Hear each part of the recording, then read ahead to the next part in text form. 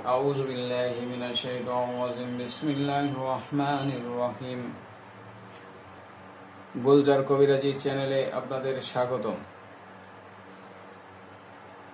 আমি আপনাদের মাঝে একটি মহামূল্যবান আমল নিয়ে আসলাম, সুন্নতি আমল।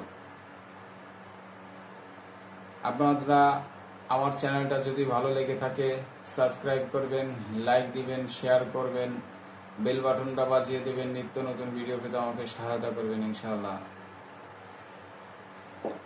তো দয়াল নবী রাসূল পাক সাল্লাল্লাহু আলাইহি ওয়াসাল্লাম বলেছেন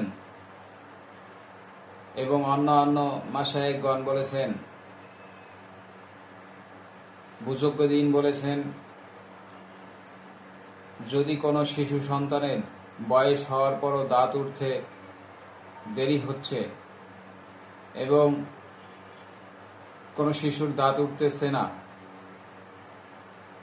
ছোট ছোট বাচ্চাদের অনেক সময় দেখা যায় দাঁত পড়ছে, তখন আর অনেক দেরি হচ্ছে দাঁত উঠতে, তখন যদি আপনারা এই সুন্নতি নিয়ম ব্যবহার করেন, এই নিয়মে ব্যবহার করলে আপনার ছেলের অথবা মেয়ের অতি দ্রুত দাঁত উঠবে ইনশাআল্লাহ।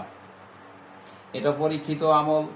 যদি আপনাদের ভালো লাগে, আপনারা সুন্নতি কোনো কাজ বিশ্বাস করেন, তাহলে করতে পারেন ইনশাআল্লাহ।